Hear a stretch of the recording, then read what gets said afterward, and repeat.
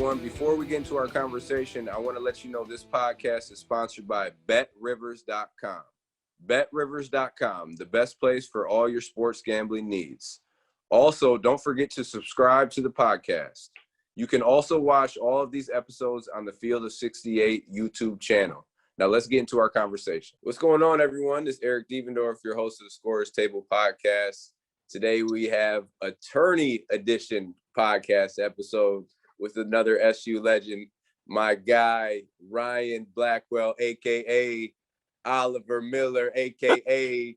Popeye Jones, a.k.a. give me that. I hate you. I'm messing with you. That's my dog. My man, Mitchell Pritchard. Man, that's messed up. Oh, man. You fake Conor McGregor looking. No, Black, I appreciate you coming on, bro. Chopping it up real quick. Of course. So I just want to kind of start out with Coach, man. Like, he's been coaching for 46 years. You know, you always have guys coming in and out, new guys, different egos to deal with. How does Coach stay effective year in, year out? And how does he, you know, manage all those guys and continue to, you know, have the success that he's had? You know, to be, I think, a great coach and a great leader in sports and in basketball, I think, you kind of have to be a psychologist to be able to deal with different personalities, especially kids that are from different backgrounds all over the country, you know, coming now from Europe and different places around the world. So that's one of his great attributes. Coach is able, you know, mentally to deal with different people and keep them in check. He's had, you know, from the Derek Coleman's to, you know, the Eric Devendorfs to the Ryan Blackwell to whatever, different personalities from all across. You got guys that, you know, have high egos and crazy personalities, guys that are a different type, and he just handles everybody a little bit differently. It's not an easy thing to do, and that's a credit to him. He's able to do that successfully. So you watched the last 4 games, the last 4 or 5 games. You see how we're playing. I know we had some ups and downs during the beginning, you know, earlier in the season. But, you know, last night, Sunday, did you believe that we were going to get in? I thought we were going to get in. I thought that the way we've been playing, we beat Carolina recently, then the way we played against NC State, and then had a chance to beat Virginia. You know, I mean, that game could have gone either way. I think we're playing our best basketball. We're in one of the best conferences in America, and our net rating, I was looking at our net rating, our sister schedule and everything compared to everybody else. And they were saying we're probably one of the last 4 in, but you never know because you listen to guys like Joe Lunardi or whatever, and he's never right about us. And people ask, they asked him the other day, was it good enough for us to get in the tournament after we played that way against Virginia and beat NC State? And he said no, but obviously he was wrong. Yeah. I thought we were going to have to sweat it out and maybe be one of the last 4 in and have to play that game on Thursday. But obviously the committee thought otherwise. I thought we were better than that. So that's good. Well, Black, what do they base it on, Joe Lunardi? First of all, Joe, I know you haven't played before. But like what is it like? Oh, these guys had plus 21, and you know what I'm saying? Like, I don't know what they base that on. Like, if they're getting, you know what I'm saying? Yeah. Then I was reading an article where they're talking about like how Missouri was underrated. You know, they were, I think, a 9 seed, and they played Oklahoma, who was an 8 seed, and they had a great resume. Like I think had 7 quad 1 wins, which is crazy. But then the last maybe 7 or 8 games ended up going like 3 and 5 or something like that, 3 and 4, lost some games. But they ended up being an 8 seed, where some other teams that didn't have that strength of schedule and those quad 1 wins were higher seeded at like 6 and 5. So you just don't know. You just never know. Like I said, a couple of years ago, we didn't think we were going to get in at all. 2016, we get in, we make that run to the Final Four in Houston. So you just never know with the committee. I think it's a little bit biased, a little bit, but anytime you're having to talk about an NCAA tournament, I think having Syracuse in is always a plus, not just for our community and our fan base, for the ACC, but you know, having Jim Boeheim, Hall of Fame coach, and what Syracuse brings, the fan base and everything, is just always good for the tournament.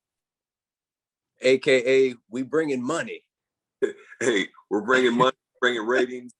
You know, we have a great fan base that supports us, and you know, Syracuse is like no other. Yeah, and let's be real. We'll be honest. I mean, it's the NCAA has to make money. They have to get ratings. They have to get fans in the seats. I mean, I don't know what it's limited to now, but so those big names are going to bring it more so than Texas A&M Christian Abilene or whoever. I'm just saying, like You're right. Especially after last year, after they had to cancel everything, I'm sure they lost out on a lot of money. They still lost out on a lot of money this year with ticket revenues and everything, not having fans in the seats. But I think it's people are excited. They're looking forward to this, and I know we as former players and the community, we're here now, and the fans they're excited. The community is excited about it. Let me tell you guys a little bit about our partners over at Bet Rivers Sportsbook. If you haven't signed up with Bet Rivers yet, now's the time. Bet Rivers Sportsbook is offering a $250 match bonus for your first deposit. But what sets them apart is that they require just one play through to turn your bonus into cash money. When you win at Bet Rivers Sportsbook, they pay fast. And now it's even faster with Rush Pay instant approval for withdrawals. It's safe, it's secure, it's reliable. With March Madness right around the corner, there's never been a better time to give Bet Rivers Sportsbook a try. Go to betrivers.com today or download the Bet Rivers iOS app. Must be 21 years or older. Gambling problem? Call telephone number 1-800-GAMBLER. So let's just talk about this season overall. We'll talk about the team we live. Like I said earlier, we had some ups and downs, and I think a lot of it was due to like everything going on with COVID and the pauses and the outside distractions and things like that. But what are your thoughts overall just on this team and where they started in the beginning of the season? And we got to think about they lost Baram. They haven't had a center the whole year, Black, for real. I mean, Marek, he's done a great job holding it down. Right. But what are your thoughts, from the beginning of the season to now, and then what can they do in the tournament?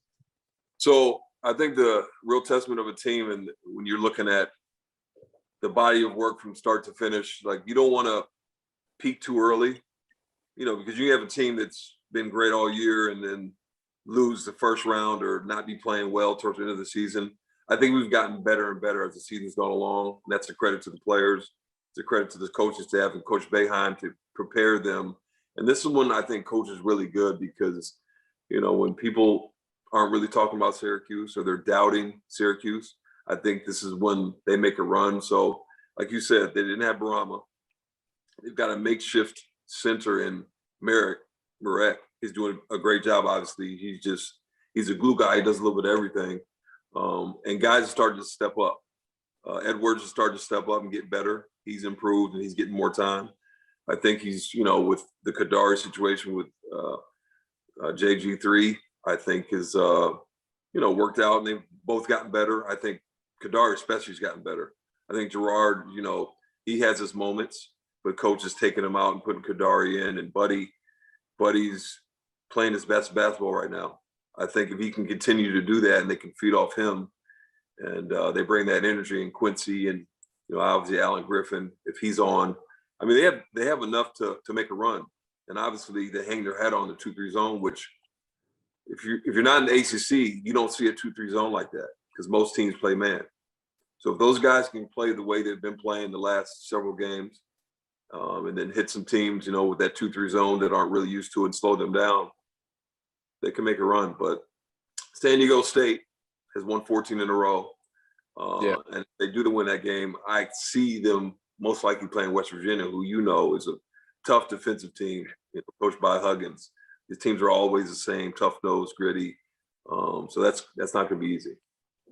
Yeah, Bob Huggins eating a steak bloody right now with a Guinness right there, right? A Guinness right by his steak. Yeah. Huggy Bear as they call him. He gets after it. He's a special dude. Man, he's one of the greatest to do it, though, definitely. Yeah. So what do you think a couple of the key things are for us to make a run in the tournament? I think rebounding and toughness is going to be key. I think we've got to rebound. Obviously, we're going to be in the zone. So guys have to, be attentive and find shooters in the zone. And then, offensively, If we can continue to move the ball and be aggressive, if Buddy can stay aggressive like he is, and Allen Griffin is on point. So we have guys that can put the ball in the hole. But obviously we're not that big. Yeah. So it's really going to be, can we collectively as a group rebound? That means the guards as well. We're undefeated when we out rebound teams, Black, this year. Yeah, I didn't know that. I didn't know that stat, but I know it's key. I know when we rebound, at least, when Rex in there, and Quincy has like 9 or 10 rebounds, and Allen Griffin, who's also a great rebounder and a shot blocker. So when they're all active and playing with energy like that, and then guys are hitting shots on the perimeter, and then the zone is moving, they're moving, in unison with energy and activity, we can do some good things. Yeah, I think you hit it on the head. Rebounding and activity on defense. I think when they're consistent, and we've been inconsistent this year with it, up and down, but I think right. The last 5-6 games, the consistency, and you hit it too earlier, the toughness. Like, dudes are competing now, and I think that a lot of that has to do with they know the zone more, so they're confident with the rotations and knowing where they have to be. So they're going to fly over a little bit more. They're going to be a little bit more tougher and things like that. But who do you think the X factor is, though, going into this tournament? And you know who it is, in my opinion. He's gotten better over the season too, and obviously he's got more minutes as Braswell. I think that I think defensively in the zone on the wing, he's done a great job. His rotations are pretty good. If he can rebound and be tough for us on the defensive end and just do that part, and then hit shots, he's starting to hit shots with confidence. I think he's a big key for us, for sure. Man, then, he knows the rotations in this. He's one of the best forwards as far as rotations go. He wasn't hitting shots last year, but I think it was last year, the first year, when he got in a couple times. Yeah, I was watching him in the zone. I loved the way he rotated. Like, because he's long and he's athletic, and his timing's pretty good. So if he can give us good minutes, continue to give us good minutes, I think that'll be key for us. And obviously Edwards too. I think if Edwards, because when he comes in, he gets Marek, his natural position, and puts him at the 4. And I think Marek, those two together, if he can stay in there, Jesse can be tough and physical and get some rebounds and do, some good things, maybe some putbacks, offensive rebounds, and whatever. That'll help us a lot. Talk about that a little bit, because I don't think people really understand how hard that is for Marek. In that, because really, the center position is what makes that zone really go ahead and work. You know what I mean? And he's giving up 50, 60 pounds. He's being bogged down. So I think when he's at that 4 position, he could do more as far as move around and roam, get those long rebounds. And when he gets it, he can push it. You know what I mean? Right. And I think, when we're at our best, we're out in transition. And, talk about a little bit how hard that's been for Marek. And when Jesse comes in, how that really helps him, slide over to that natural 4 position. It reminds me of myself when I was in college, when Ncaa a couple of times got injured and he had to go out. He was out several games, a couple of times, and I had to play the 5. And that's not easy when you're going up against 6'11", 7-foot guys, and you're in there. And Marek's obviously only 200 pounds, maybe 210 those, and it wears on him. I'm sure when he has to play the 5 for 36, 37 minutes, physically that wears on him, and that takes away from his offensive game, obviously, because like you said, he can get the ball out and go. He's a playmaker. He's a facilitator. He can see the floor well. So if he can get a break at that position, more than not, it'll help us, I think. Yeah, and I think either when he plays the 4 or 5, he'll have a mismatch offensively, because he could, he's one of those guys he can dribble and handle, and usually at that spot, the guy's not coming out there guarding that far from the rim. You know what I mean? So, but I just think when he's at the 4, he could just do more things, man. It's just hard. And you talk about, we've seen Jesse come in, man. Just be a presence. We don't need you to get 20 and 10. We need you to get deflections, alter shots, get rebounds, putbacks, and just be that presence in the middle. Be tough, like you said, right. Get rebounds, just bring energy and activity. And another about Marek is, I think, as because you've seen him, you've been in the mellow when he's practicing, working on the shot. He can actually shoot. Yeah, he actually nice for him, and he can shoot. He just isn't always as confident as he should be. But like I said, they have pieces; they can get it done. So I'm excited. I think when Marek is aggressive going to the bucket, it just opens up things, because now he's a threat, right? He can make a play, and he's going to make the right decision. Once he makes a couple, now guys come in, he's going to, hit that kick out. So I want to see him be more aggressive, for real. Absolutely, I agree. We're definitely a better team when he's offensively more aggressive, for sure. Yeah. So let's talk about Buddy a little bit, man. You know, he's had some ups and downs this year. He got COVID. I'm sure that had, a part of him slowing down a little bit. But I mean, these past 9 games, he's been shooting the shit out of the ball. But not only has he been shooting the ball, like I've seen a little bit of evolution in his game as far as getting to his mid-range spot, pull-up jumpers, getting all the way to the basket. We see him get to the free throw line, and then we've seen him making plays. He's had 4 or 5 assists the past few games. I mean, talk about his development overall, just from a freshman coming to now, and how he's really become an overall complete player. Well, you and I have both watched him since he was younger, even when he was in high school, and he was always in the middle just working on his game. That's a testament to his work. But like you said, even going back to last year, I remember, I think it was a Virginia Tech game maybe, where he started to take guys off the dribble and get to his spot towards the free throw line area and that mid-range and just shoot up over people. And he's starting to get back to that a little bit more too. So when he's on like that and he's confident and the guys have confidence in him, I think they feed off that. They feed off that energy. And he's obviously become the leader, the emotional leader of that team. And when he shoots the ball well and shooting with confidence, we're just a much better team. And, obviously, I sent him a text the other day. I was like, man, you're doing great. Keep it up. Keep going. But somebody like Buddy Boeheim, as he's a great kid. He works hard. There's nothing there that, and I'm sure the guys feel the same way. Even though people say, oh, he's coach's son, that's the only reason he's playing. It's like, no, the kid can play and he works for it. He's earned that right. No question. Green light, and he's able to shoot as many times as he wants. He's got the green light. Hey, that helps. That helps when you know that you get confidence in you. Even if you shoot a couple air balls, he's gonna be like, "Man, just shoot the next one. You'll make the next one." Which, for anybody, that's great. How would Boeheim say it though? Do it how he would say it. You make the next one. Just shoot the next one. You're fine. You're fine. You're good. He gives you that confidence. Don't worry about it. Don't worry about it. Just shoot the next one. You're good. No question. No, and when a Hall of Fame guy puts that in you, puts that battery, that's what J Dub said to me when I had him on. He said, man, Coach put that battery in my back. So true, man. You see it. He's so confident right now in that Virginia game. He starts making shots. He comes down. And he's kind of like, man, these dudes can't guard me. You see the confidence and that swagger. So it's great to see.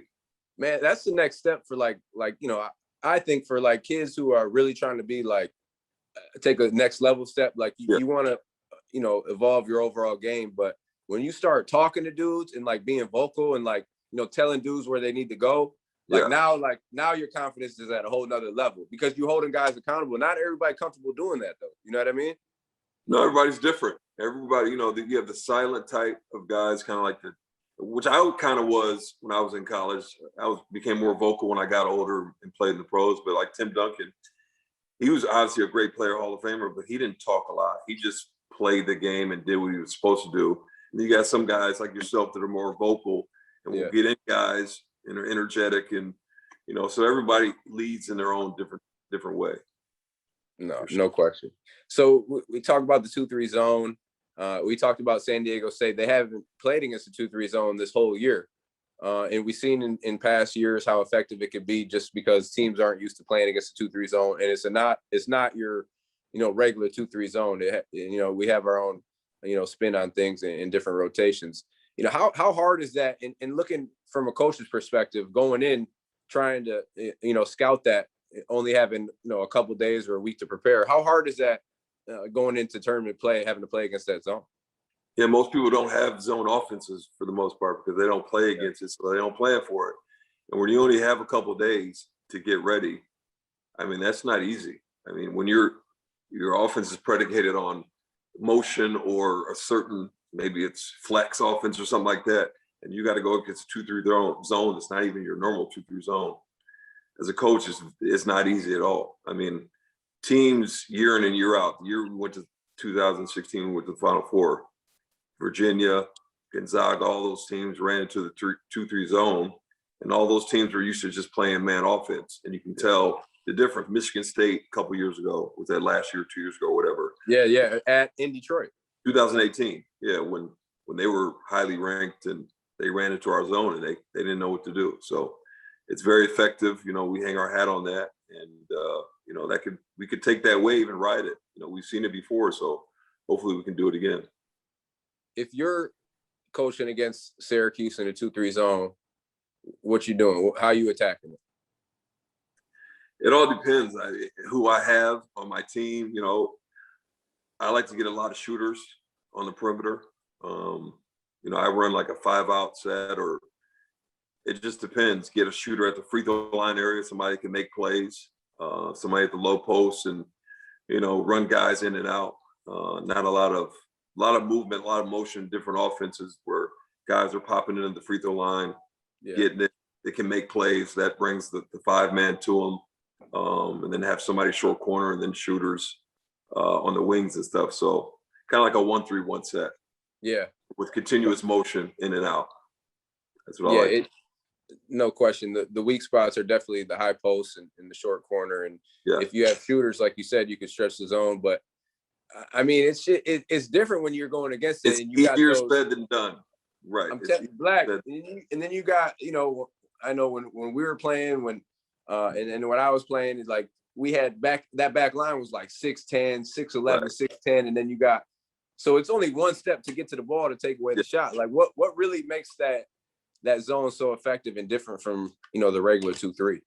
I just think, you know, your length. I think the wings come up very high, like we used to, and even sometimes I used to try to deny the pass from the top of the key to the wing, because most teams like to step in offense with one pass either to the right or left.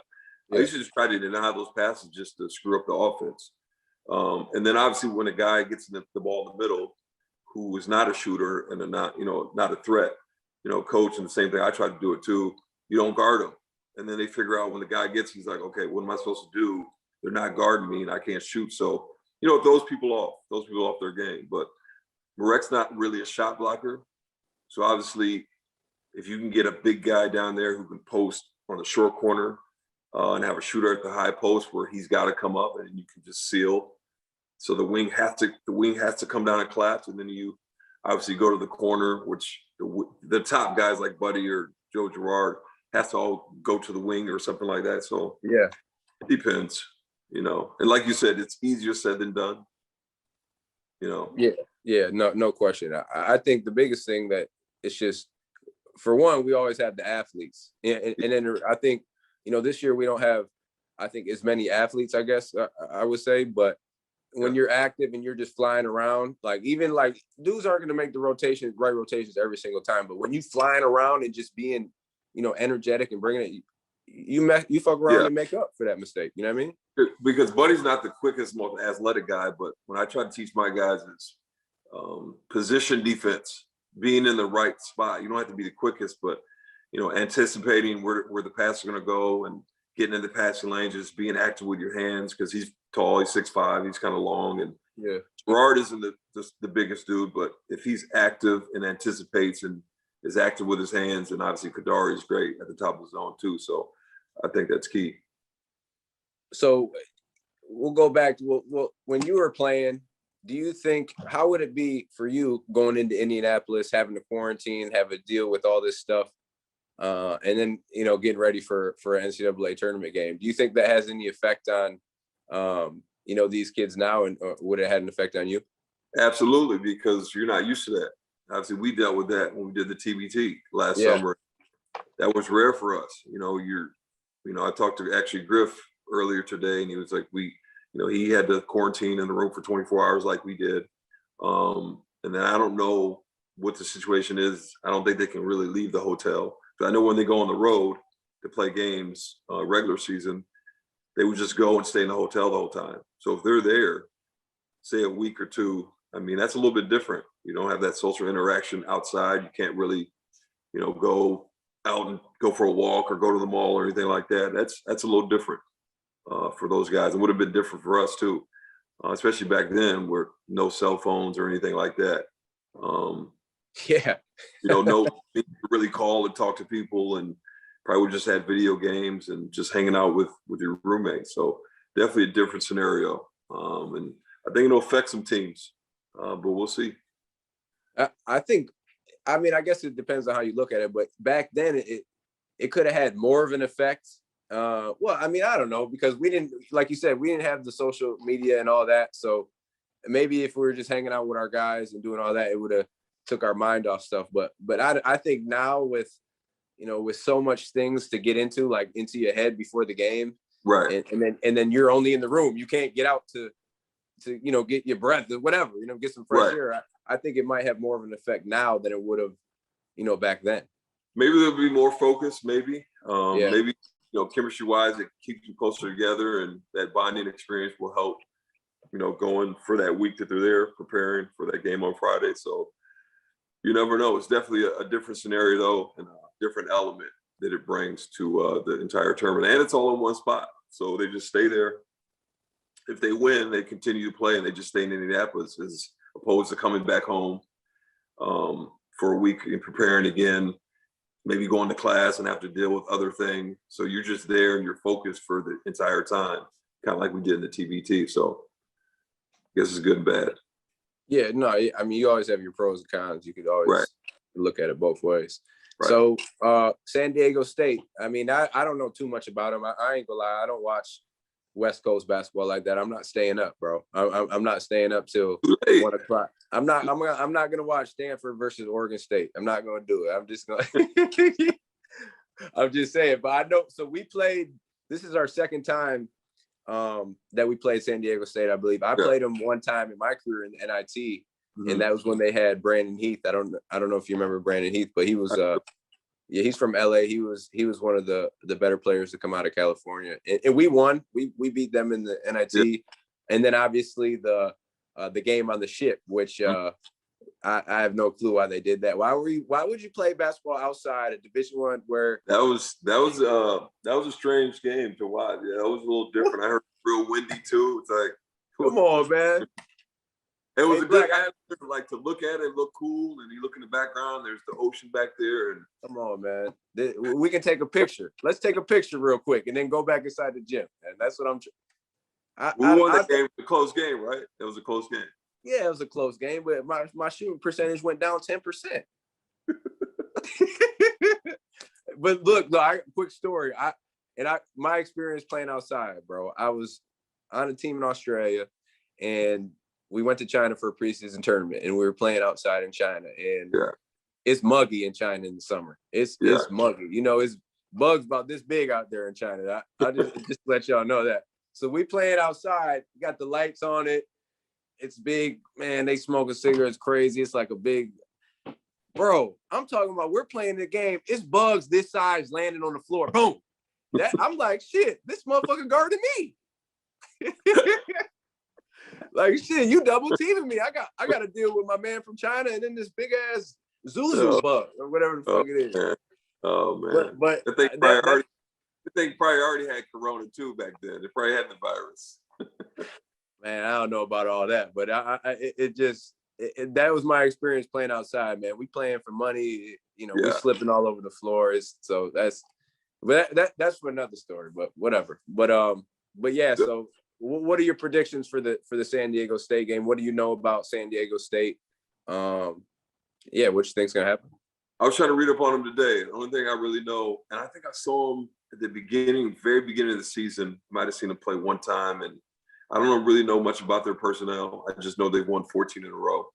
And coach said they're a tough team, obviously. But as you know, in the tournament at this time of the season, whatever conference you played in, whatever your record is, that's out the window. Guys are bring it. You know, we laughed about, you know, Christian Albany State or whatever that team was, but Virginia lost to UMBC as the number one a couple of years ago, 1 versus 16. Yeah. And they were picked, you know, to maybe go to the Final Four. So guys are going to bring it. This is it. It's one and done. It's a tournament. They're going to be on national TV. You know, schools are looking to make a name for themselves. Players are looking to make a name for themselves. So you got to bring it whoever you're playing, whatever the seed is, whatever, you know, the jersey color is, whatever the school is, guys are going to be ready to play. So it's not going to be easy, whoever it is, and hopefully, we're ready to bring it. So give me your favorite tournament memory. And look, Black, I remember I was 7th grade in Saginaw, Michigan at my boy house watching the Sweet 16 when you played Michigan State. And obviously at that time I was going for Michigan State. So I had I didn't really know too much about it, but that's here nor there. That was a home game for them. That was messed up, first of all. That was a home game for them. It was at the Palace. Yeah, that was basically like a home game for them. But, we had a great team that year. We were ranked almost like 2nd or 3rd, and we started off 19-0, and then lost a couple games, but had a great season. And, E-Town was the nation's leading shot blocker. Jason Hart was great on the ball. We had Griff, myself, Damone Brown. We had Preston off the bench and Tony Glenn. And we had a great group of guys who, we were up on them for, I think we were up 19, 18 in the first half. And then the second half, they just put it on us. We didn't score literally for like 10 minutes. And they ended up winning the national championship. So I always say they're the best team in the country, for one half at least. So it's hard to pinpoint one memory of the NCAA tournament. I just remember being, I think, my sophomore year in Tropicana Field in Tampa. We played Duke in the Sweet 16. There were like 70,000 people. That was the most. You think about the Dome, 35,000. This was 70,000 people. Damn. Packed. That's twice that amount. That's literally like the whole Dome just watching a basketball game, pretty much. Yeah. That was a great atmosphere. Coach K on the sidelines, and they had like 7 or 8 first round guys, and it was just those experiences. You just can't get back, regardless of who we played. My sophomore year, Iona, we ended up winning at the buzzer with Mary Stunulis, hitting the game winner, and junior year ended up losing, I think, first round of Oklahoma State. Desmond Mason went off for like 30 or something like that. So not just one game sticks out, just the whole experience of being there and preparing and, trying to get to that goal, to get to a Final Four. Just great memories overall. Yeah, once you hit that tournament, it's different, right? It's a different feeling, like how they treat you coming in. You get escorted. You go in the hotel. You got the welcome, or whatever. It's a whole different feel to it. Yeah, because normally, obviously, you got your regular season, the beginning, and then your conference play with the Big East was always, a battle with every single team we played against, and then being in the Garden, which I miss for the Big East tournament. Oh, man. Kind of like, yeah. And then you're just going to play somebody you know nothing about, and you have a few days to prepare. You know what I mean? We played New Mexico one year. We don't play New Mexico. We know nothing about them. Played Iona, played Kentucky, who, regular season never played them. So you got a chance to play other teams that you just watch usually during the season, and then you got a chance to prepare for them and play. So that was always fun. One of my favorite memories when I played in the tournament, we were 3 seed down in Miami, and we got out of the first and second round. Second round we played James Harden, Arizona State. Okay. And Johnny had 19. I think I had 21. Andy played well. And James Harden he was like 2 for 10 points. His last game in his college career. So I can say I bust James Harden ass that day. 21. Was there anything about him? Because I remember watching him, I think, was it a couple years before? What year was he? Was he a senior then? Or he was a sophomore that year. He didn't have the beard. He had the little baby. You know what I mean? Okay. That's the last time I ever saw his face, for real. Maybe that was the game I saw, but I didn't see the James Harden that ended up being the James Harden. I didn't see that he was going to be that guy. I'm saying, like, that zone really had him flustered to where, like, he was, because we're not just gonna let you step back too. We're not. And shout out James Harden, because, man, with the ball, unbelievable. But I bust your ass that day, James. I bust your ass that day. We got the win, and we ended up we lost to Blake Griffin and them in the Sweet 16. Blake Griffin hit his head on the backboard. He had like 32 or something. I remember that. Well, there aren't too many dudes who you've gone up against that you haven't given the business. That is a fact. You're obviously one of the greatest scorers ever with the ball. And I've said that to you before, not just because you bust my ass a few times with your step back. But that was my older age, okay? So I'm going to just let people know that. I was in late 30s, early 40s, okay? But, yeah, I mean, you're a great scorer, so I'm sure anybody you've gone up against, you'll give them the business. And you can still do it. The TBT, you show it. Still, you haven't played in 2 years.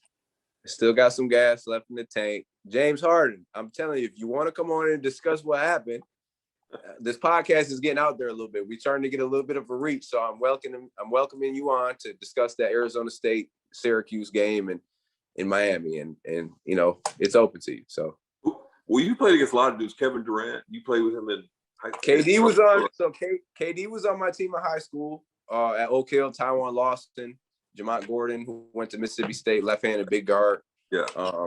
Yeah, man, a lot of dudes, and just, obviously playing with Johnny. I think Johnny, for me, was one of the best I ever played with. Dude was just like, he got hurt, and dudes don't really know, man. Like, when you play with these dudes and like, I don't care if you saw him every day in practice. You saw him every day. Yeah, like, I seen dudes play ball, regardless if you're in the NBA or not. Right. I know if you can play ball in the league, or, how it goes, politics, it's all. My man was like that, Black. It was just like he was on a whole different level.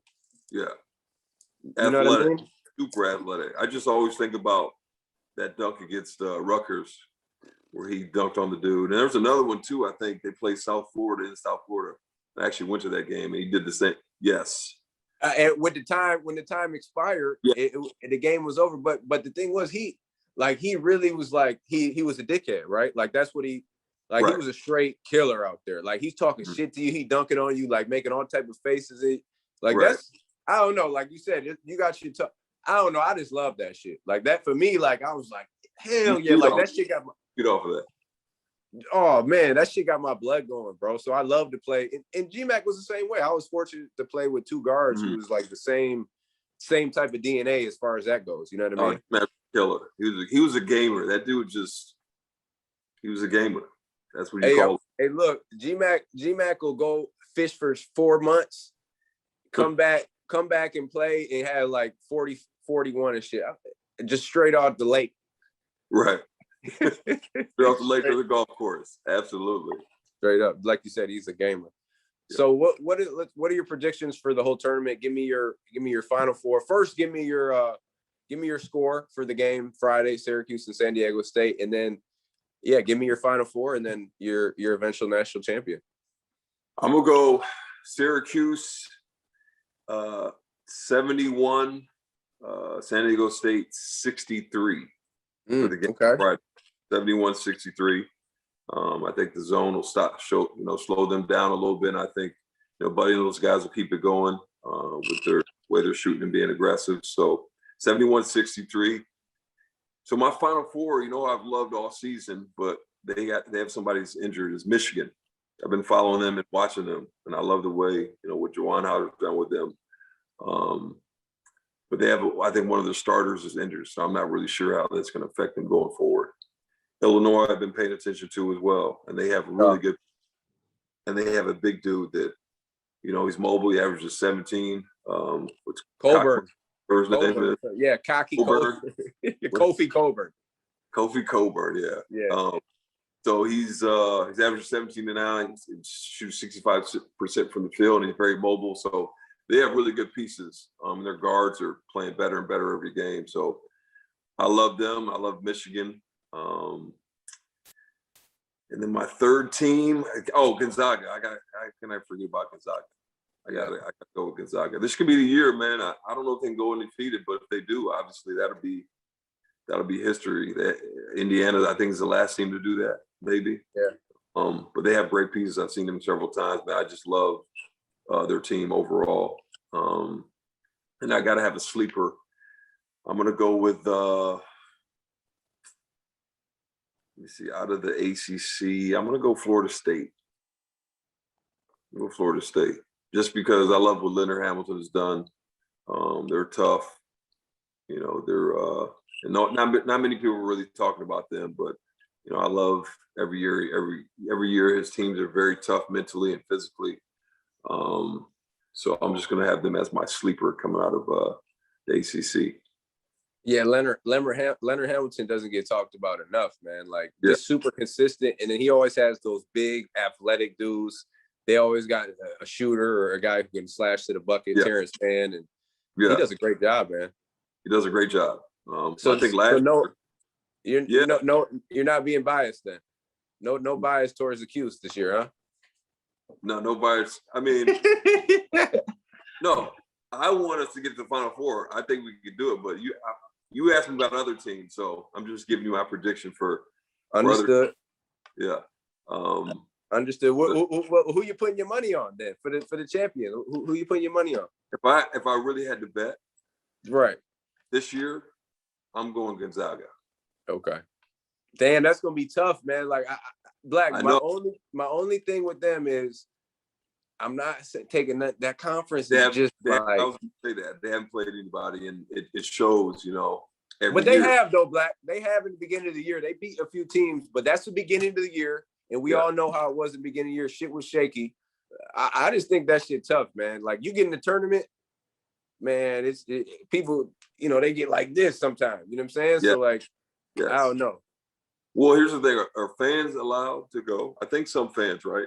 Fans are allowed to go, yes. Okay. Do you know if it's what the percentage is? How many people? I don't know. I have no clue. Yeah. Because that makes a difference, too. Because when there's nobody in the stands watching, that makes a difference too. Then people won't tighten up as much. But it's gonna be hard for Gonzaga. But I'm picking them for now. If I had to put money down, that's why I'm gonna make 3 different pools, and if I can change the 3 different brackets, a couple different brackets, and mix it up. So, what do you got? Who do you think? Man, it's gonna be wide open this year, bro. I think it's a lot of it's like a lot of higher seeds that can, or like 11 seed, 12 seed that could make some noise. Like, Cuse could make a run. They fuck around, make a run. Absolutely. I think like Michigan State, they're 11 seed. They have a playing game. They can make a run. Right. All these teams who are just like starting to come together, because you got to think a lot of these teams had the pauses. They didn't have that, consistent practice time to where they could really gel. So now it's like, okay, they've got that chemistry going now. So if any team get hot, like it's really like 5-6 teams. I think. I agree. I think Gonzaga. I like Illinois. I don't know who's on that other half. I like Alabama. I've watched him several times. He's done a good job. Oates has done a really good job. Shout out Nate Oates. Came from Michigan. He was assistant coach at Romulus when I was growing up playing, and I just seen him kind of like work his way up. But Alabama's tough. He was a high school coach for like 10 years, right? Wasn't he? Yeah, in Romulus. He same high school Terry Mills went to. Okay. Oh, Terry Mills. Yeah. Yeah, old Terry Mills. He parked it in the corner and let that thing fly. Yes, he did. That dude was 6'10", 280, just let it fly. Man. Yeah, they're great. I watched Missouri several times this year, and they had it during the middle of the season. They were really playing well. Like you said, Alabama, LSU, Big East teams. Obviously Villanova is going to be Villanova. I think they have an injury too. Yeah, their point guard. Yeah, the point guard. He's out. Oh, he's out, so that really hurts them. No question. But obviously, Jay Wright, you can't count him out. He has so much experience in winning. So you never know. But UConn has gotten better. You just never know. There's always going to be some sleeper teams, some lower seeded teams that they're playing well at the right time to sneak up on you. And that's the best thing about the tournament. It's just you just never know. Yeah, no question. Well, Black, man, I appreciate you coming on, talking a little tourney talk, and hopefully we could get this win Friday, and Cuse could try to make a run. But we're gonna get you back on, man, and just chop it up about your career and your professional career and all that. I appreciate you coming on. Absolutely. 7163 Friday, 7163 Cuse. 7163. He put his money on it, and I know we know some people in that industry. So absolutely, I appreciate you, Black. All right, man.